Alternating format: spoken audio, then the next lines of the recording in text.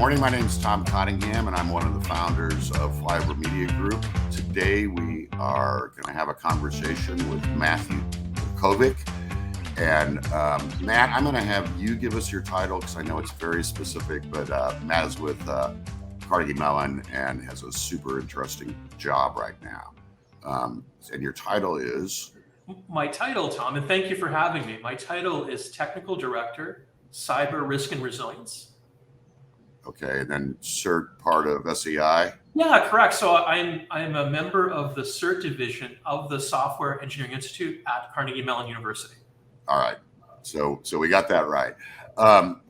And because, your job is risk and resilience, I thought we'd kind of frame the conversation around that. Sure. And use your transformation map work that you did for the World Economic Forum as sort of the outline of how we approach this. So I think the first thing we want to get into is analyzing risk and how you do that from a government point of view and a kind of a national security point of view, and then bringing it down to, what can a mid-size business in the heartland do, and what resources are available to them to help them start to map out how to assess that. Yeah, Tom, it's a great question. So it comes down to mission. So if you're a government agency or you're a middle market manufacturer, you have a specific set of some things you're trying to achieve. You have objectives. You have a mission. Right. From a kind of fundamental risk perspective, the question is, what can jeopardize that mission? What can make you less resilient? Right. Organizations are going to have disruptive events. Right. Yeah. They're happening. Yeah. Right. They're happening every day. Right. Yeah. Well, risk should never. We know that we can't get risk to zero, and maybe you wouldn't even want to get risk to zero because that would mean investments that are not proportional with the value of the asset or the service. Right. So, I think the key differentiation is if you're a government agency or you're the Department of Defense, you're subject to a set of threat actors that may have different motivations than those that are attacking a middle market manufacturing organization. I will caution, though, that there is this overlap. There's in the Venn diagram there are those who sell to the government. Supply chain risk is an example where they're targeted because of their association with those other entities, right? Well, and what we're finding is if you're doing business with the government, they're going to require you to meet their security protocols. And so a lot of our mid-market companies are dealing with that. Right, yeah. Which is we are a vendor to a part of the federal government, DoD, or even maybe a super large, multinational. Right. And we have to now meet their security protocols. And that's a real challenge for a lot of these mid-sized businesses who don't have, staff of 100 people to deal with these things. Yeah. I mean, that's the magic, isn't it? How do we agree a common baseline that's achievable for all? Right. You're always going to have those that exceed the baseline. I mean, sure. So we should really view, in my opinion, these requirements, these regulatory requirements, as a floor and not a ceiling. Right. You should be able to scale that then to your own need. Right. It's a tricky one in the sense that, I think no one's going to argue that we can afford to not address cybersecurity, no matter what you do as a business. Right. At the same time, it can't overwhelm you. And it can't be economically infeasible, right? So, I mean, that's been one of the key challenges. Is how do we strike that balance? How do we do risk-informed investment in security in a way that demonstrates value? Right? Okay. So I love that phrase, right? Risk-informed investment. Mm-hmm. And what we know is that this investment is going to continue, forever. And so then how do you start to prioritize those things? I mean, sure. We've got, thousands of endpoints. And so that's one huge threat, right? And then we've got sort of the crown jewels of our data, whether that's our IP or customer data that we're holding, in our cloud database, whatever, that where the business would absolutely fail if we didn't have access to that data, right? Yeah. So those are two extremes, right? The person who's in the coffee shop with their laptop, who's an employee, and the core data that your business absolutely fundamentally needs to operate. Does that make sense? It absolutely does, Tom. And I think that, this is historically well-traveled territory, right? So Yeah, Sun right. Tzu and von Clausewitz taught us lessons about this before there was cyber, right? So we need to focus on the critical few. And how do you decide the criticality of something? Well, you have to understand what they do, right? So I would argue all organizations, whether you're Fortune 50 or a startup or 7 people making things for Etsy and you have a web presence, Right. you should start with, here are the key things we do, prioritize those things. So, right, let's imagine that you are a bank and you can say, right, our key services are clearing and settlement, it's lending, right? You make that list. And then once you have that list, you can then enumerate the assets required. And what you're going to find is oftentimes the data, the networks required will overlap multiple functions or multiple processes, right? Okay. And then you've got to determine your investment in securing those things. So we move from, we've got our critical things that we absolutely have to protect. Your phrase was the critical few. The critical few, yeah, that's a phrase we often use, which is, it's the old adage that if you try to defend everything, you're defending nothing, right? We have to concentrate our finite resources on the things that matter the most. Right. And so now we get to start to build resilience around the critical few. Right. Right. And how do you look at the best ways to approach building that kind of resilience? Yeah. Well, once you've established what the critical few are, right, and you've established, well, no, let me back up. There's a step I should better explain. Okay. Once you understand the assets and the services, the things that you do, you then have to make some decisions around how critical those things are in relation to some time scale, right? So how long can I be without the clearing and settlement function of my bank? Okay, that seems like a super important point, right? Yeah, and I think that in my profession, we tend to gloss over this, right? So when I was in industry, I spent a lot of time doing business impact assessments, and I think the value of that can't be overstated, right? That instead of making this sort of notional or the codification of the kind of collective corporate mythology, you need to think about ways to quantify the risk, right? So if I say clearing and settlement represents X percentage of our business, and we will lose Y dollars, right, at a specific point, you're now calculating the recovery time objective for a system, right? So that's a maximum tolerable downtime. Right. You can do this for anything. It's not just for banks or manufacturing, right? You can have a pizza shop and do the same calculation. Right. The question then is, well, what are the things that endanger that asset? What are the cyber threats, right? And once you start ticking those off, you can start deciding where to prioritize the investment in defenses and also in the capabilities to recover it. One of the topics or one of the concepts I'd like to convey in this discussion is that for all of our assets, we have an obligation to do two basic things, right? We need to keep them out of harm's way as best possible. We call that cybersecurity. And then we have to find a way to recover them when something disruptive happens. We call that business continuity. Right. So if you look at these two sides of the equation, this is managing conditions and managing consequences. One of the things we have to realize is that no one can fully manage the conditions.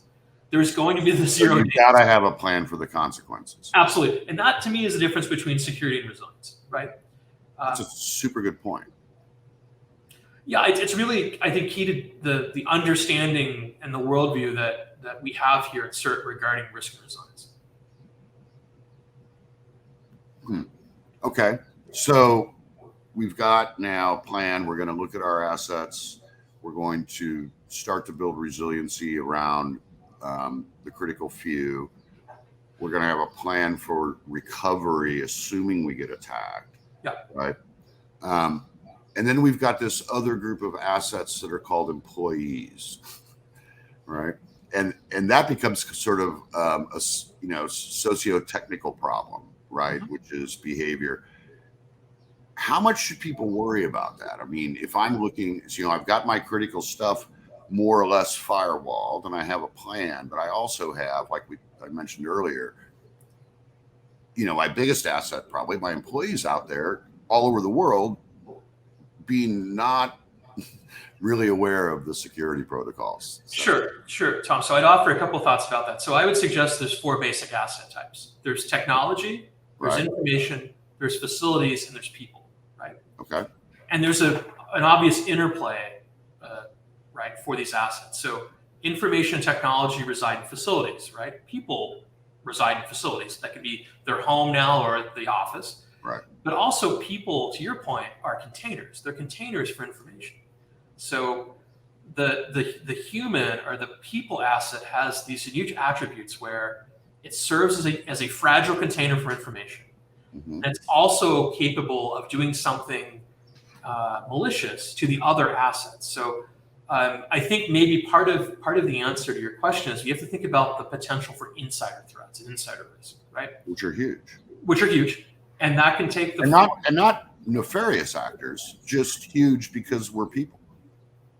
Yeah. So the human frailty, right? Like this is exactly right, Tom, right? So which isn't going to change, right? You can train people and you must train people, but you're always going to have those situations where someone that's well-intentioned does something foolish. The best example, the most contemporary example in cyber might be, clicking on that phishing email. Yep. Triggers the payload, right? The first $1 billion breach, right? The Target breach was the result of one of their contractors clicking on a phishing email, right? That's how the credentials were stolen.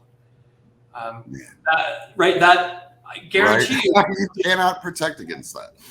Right. So again, disruptive bad stuff's going to happen. It's going to happen in your organization, like all organizations. The question is, how do we minimize it as best possible? How do we plan to deal with the consequences? Okay. That makes a ton of sense. So now let's zoom out a little bit, and we're in a world right now where it looks like you've got a lot of state actors from North Korea to, China and Russia and others. You've got criminals, right, who also may be associated with some of those state actors. Yeah. And then you just got people, right, just doing stupid things, or vandals. And so let's look at the state actor situation right now. We're sitting here in America and people are talking about cyber warfare and 4th generation warfare and all these things. And how real is this? And what do you see out there when you look globally at the cyber threats that are sort of macro? Sure. Is cyber war real? I would say it is. I would say that it's a continuum of conflict that's different in some ways than conflict we've seen in the past, right? So, Richard Clarke says this in his book, Cyber War, right? Where what's the dividing line between preparing the battlefield and being engaged in some aggressive offensive activity, right? It's really blurry. And Jason Healy makes this point in his book, right? A Fierce Domain, which is the nature of conflict is changing in cyber, right? Or maybe the better way to put it is traditional notions about conflict are difficult to square with cyber. Yeah, we've changed our weapons. Yeah, and I think as always, right, there's a temptation to kind of fight the last war. So I think phrases like cyber Pearl Harbor are actually not very helpful. No. I think that if we see a broad-based cyber attack from a determined nation-state adversary, it'll probably look different, right?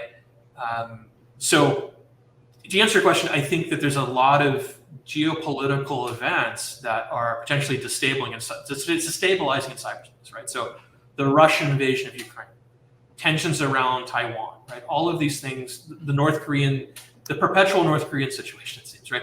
All of these things are stressors in that system. We also, right, as maybe a thought, unlike the Cold War, where you had the idea of mutual assured destruction, we don't really have that in cyberspace, right? So will nations be prone to use their cyber weapons differently than they would other weapons of mass destruction? We don't know, but the theory is there's a lack of deterrence in cyber right now. Right. And I mean, is it part of doctrine now? I would think it would be that if you're going to invade a country, or if you just have an enemy, that you start shutting down their infrastructure or messing with their grid. I mean, yeah, from a civilian standpoint and a non-technical standpoint, it seems like there's fragility all over the place. There is, and I think, as an aside, the Russian invasion of Ukraine is interesting in that the assumption was that, if you're Russia, you'll turn off the lights and take down telecommunications. Exactly right. What we're finding is, and I think this is unique to the Russian situation, is they needed the infrastructure in Ukraine to make phone calls. Exactly right. So they are. It's also how we knew where all their generals were. Right. So you can't take down the infrastructure you're depending on. Now, I would argue with other adversaries that won't be the case. Right. Yeah. So yes, I think what we're seeing in Ukraine is maybe unique and different than what I'd expect in other conflicts. But yes, as a matter of doctrine, I think it's safe to assume we'll see, as a matter of preparing the battlefield or early stages of offensive actions, you'll see some cyber component, right? Right. We just aren't seeing that in the conflict that's in the headlines right now. What about just ongoing cyber harassment, right? So, I mean, I can't imagine that anyone's going to invade the United States, but I can imagine that if I'm going to invade Taiwan, I also want to mess with the one superpower that might come to their aid, right?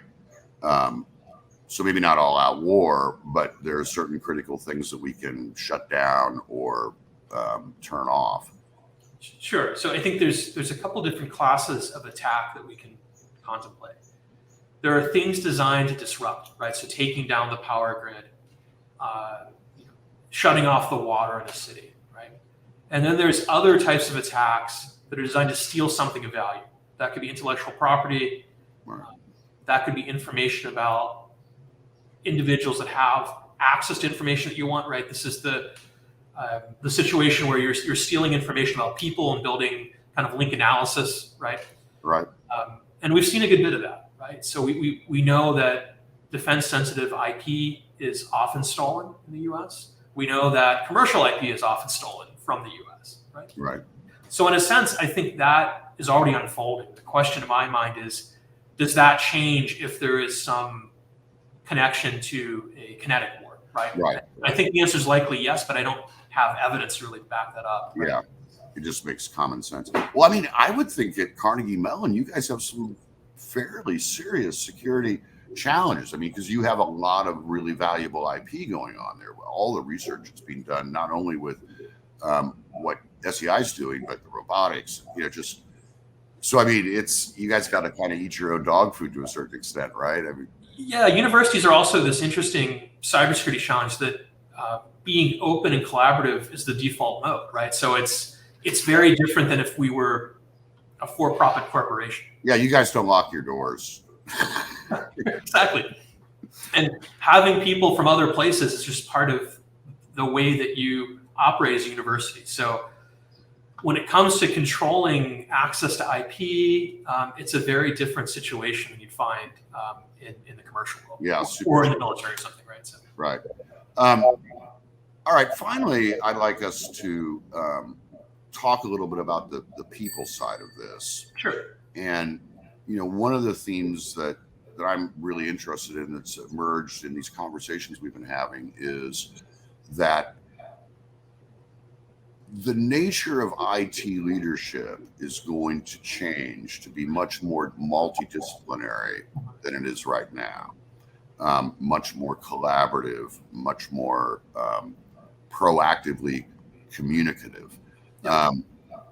And you guys are doing stuff that's really interesting in terms of bringing in people from, psychology and from ethics. And can you talk a little bit about what you're doing and then how that transfers to the everyday business world and Sure. how you see the workforce evolving in the future? Because I know you're really interested in that. Yeah, John, absolutely. So, CMU, we pride ourselves in interdisciplinary problem solving, right? For a long time. Which is huge. It's huge, right? And it's really great to see the same thinking being applied to cyber. So most cyber practitioners come through the ranks as technologists. That's both good and bad, right? I have the opportunity to teach executive education for the Heinz College here at Carnegie Mellon, in addition to my role at CERT.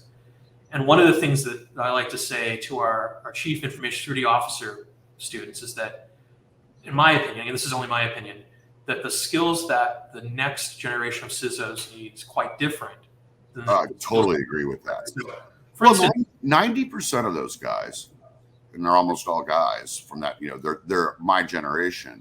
Well, they're older. I'm quite young actually, but 90% of them came out of coding, right? I mean, these are DIY problem-solving guys who enjoy solitary work, yeah.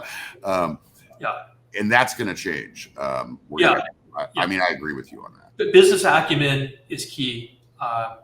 So for years, cyber practitioners said we need a seat at the table with senior leadership. Okay. Yep.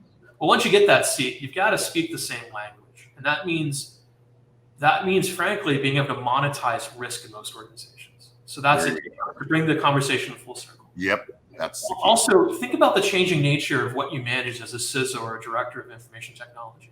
You're spending most of your days managing third parties, not working on electrical engineering problems, right? So I would argue someone with a law degree that understands service level agreements and contracts is as valuable as someone that knows how to code in Python, maybe more valuable. Right?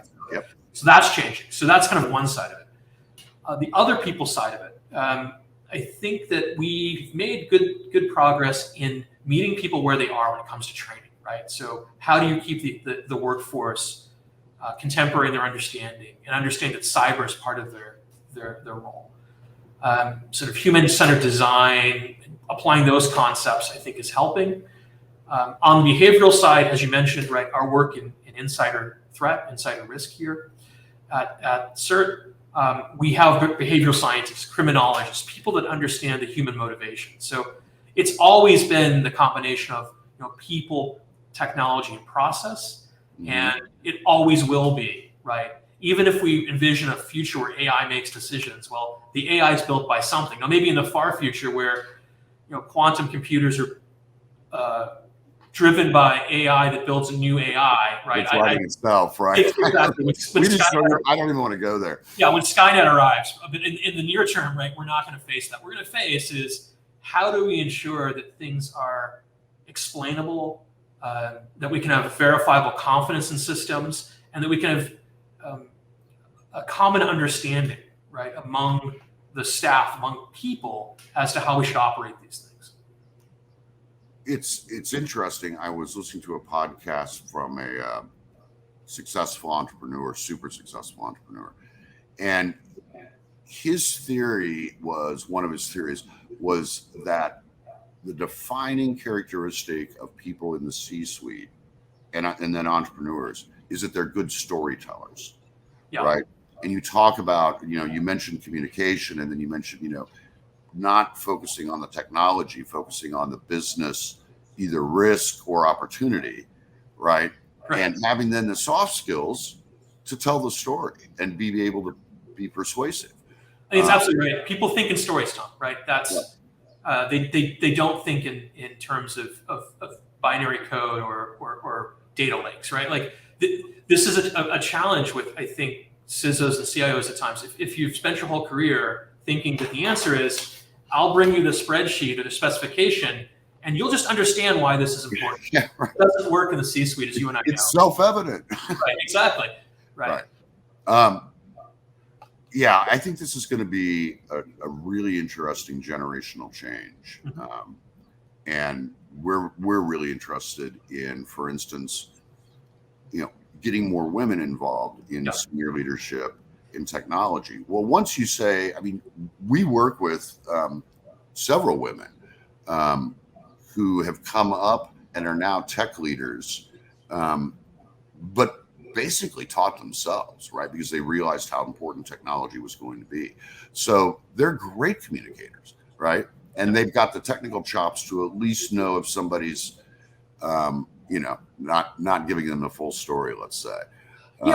Isn't this sorry, I didn't mean to speak your Tom, but it seems to me that this is a lesson we should have learned long ago. If you think about other parts of the business, right?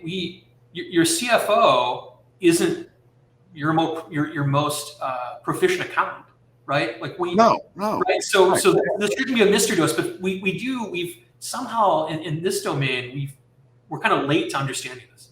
Well, and yeah, I totally agree. We're having a panel in a couple of weeks with CFOs, right, talking about scaling technology and their perspective, right, and what you need to do as a CIO to get the CFO right aligned and on your side, and then vice versa, right? So, and honestly, it comes down to building relationships, right? Like, when was the last time you had a cup of coffee, with your CFO? Most of them have never done that, right? So it's really getting down to those basic, human interactions that, and partly, with COVID and everything, we've missed that a lot. I do wonder what those assumptions will look like. You mentioned generational change, right? So, for a generation, let's say now you're in high school and you've seen this disruption, you've learned from home last year, and you're more comfortable on Zoom or in text than you are in a face-to-face conversation. Will that color and change? But I'm a big believer that the same motivations are still there, that the people, they think in stories, human connections are important. And why is that? Because trust is important, right? And in information security or cybersecurity, we're in the trust business. You want to trust that your systems will not be disrupted, your capabilities won't be degraded. So I think although the forms of communication may change over time, the central premise will remain valid. Yeah, I agree with that. You're exactly right. So when you guys look at training, and you talk about meeting people where they are there certain themes that you're seeing emerging? Absolutely.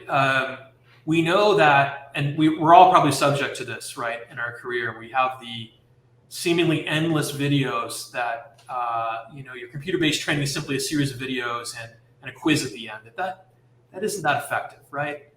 And it's doubly not effective for younger folks that, more dynamic content. So, Tom, if I could point to one theme, it's gamification. And one of our teams here, Cyber Workforce Development in the CERT Division, has done great work in gamification. So how do you make a game, a challenge out of this? So we find this is especially effective with younger folks.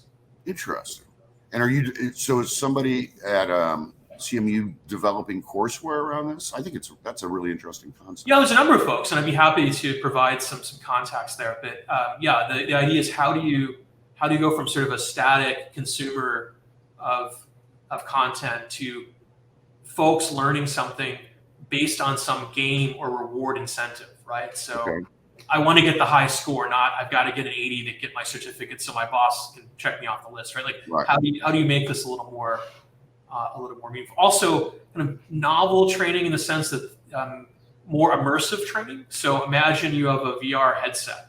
I know this sounds a bit strange at first, but no, not to me. But go ahead, because I think it's really cool. Yeah, imagine you've got this virtual reality headset and you're walking through some simulation of a cyber event rather than the traditional tabletop exercise where we're just sort of reading from a script or using PowerPoint. So that's another innovative technology that I see being employed. I think also just kind of modes of training. So moving training to your phone, for instance, right, is something that I see as a future trend. Huh.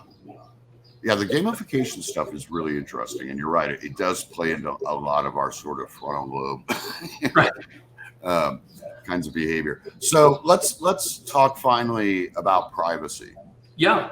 And I'd be curious what you think is going to happen in terms of individual data, and then maybe talk a little bit about privacy in general, and then what people can do to help at least manage their data, if not protect their privacy. Sure. Privacy, it's a multifaceted sort of situation here, right? So you've seen this kind of groundswell in concerns about the use of personal data, right? And in the US, for instance, we don't currently have a single data breach notification law. We've got this patchwork of state laws, right? Right. Yeah. CCPA in California, we're seeing something that's more specific. and what's expected about breach notification and the way that you handle this. And it looks like that's going to set the standard in the U.S., right? Yeah, I think so. I've been getting. Yeah, and Massachusetts also has laws that are probably helping to establish what the norm is, right? Okay. If you look to Europe, right, where you have GDPR, the General Privacy Rules, right, a very specific and comprehensive way of looking at data privacy. And in Europe, I mean, they've had this for 30 years. Even back in the direct mail days, they had very specific privacy laws, right? Yeah, they're culturally embedded. Yes, I wanted to mention that. So I also have an opportunity to teach graduate students here at CMU, and in the course is on information security governance and policy.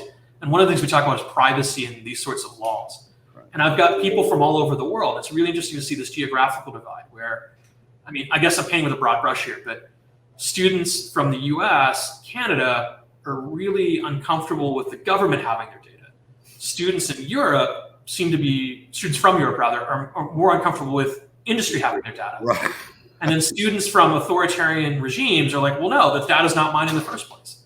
So really, yeah, that's interesting, isn't it? Imagine you grow up in one of those regimes and you have access to really cool tech, but the price of admission is the government gets to see everything, right? So I don't know where this is going globally. I think in the US, you're going to see new laws that better protect the individual, something more akin to GDPR, but that takes political will. I don't know where we are in that cycle, but I think there's a growing concern, even among those that don't really pay much attention to this, about what our data is used for and the consent, right. Lack of consent. Yeah, it's hard to say. I see a movement where eventually people are going to own their data and either protect it or charge for access to it. Yeah, I think there's been a bit of a mystery, Tom, that I think that there's this idea that, we're in this post-privacy era, everything's transparent because of social media. I don't think that's true. I think that we're seeing now the long tail of putting things online, right? We're seeing the consequences of your information, right? Yeah. Yes, I'm glad that we didn't have Twitter and Facebook and all that stuff when I was in college. Absolutely. Absolutely. And I mean, the way it's coming back to kind of haunt people. Yeah. And sometimes you can say, okay, well, right, that's some divine justice that the things you did that were awful are brought to light, but it's a slippery slope, right? Right. I mean, at some point there needs to be, I forget the legal term, but some limitations on how far back you can go to be prosecuted for certain stuff, right?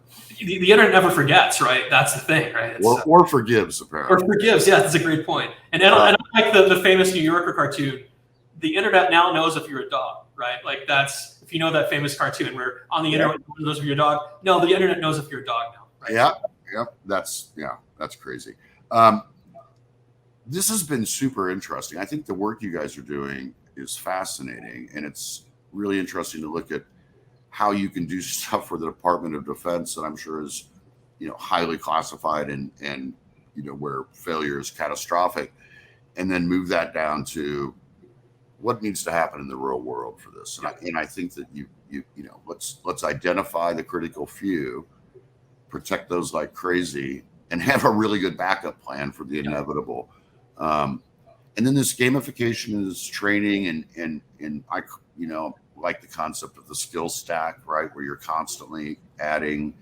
I think that's going to change higher education. It's going to change training. I think it'll change how people look at their opportunities, right? It's like, absolutely. I mean, we have people here in Louisville who are going to folks with a high school degree, no associate's degree, adding 2 or 3 modules to their skill stack in a matter of months, right? And making them employable. And it's really been interesting to watch it. And for those people, this has transformed their lives, right? And they will always operate that way, right? Like, I want to move over here. I'll add to my skill stack, right, in real time and do that. And I mean, you see the same thing happening? Absolutely. And, I'm a native Pittsburgher, right? And I work for a university founded by an industrialist. And I watched this progression in Pittsburgh, right? When heavy industry died and people had to reinvent themselves and reskill. Yep.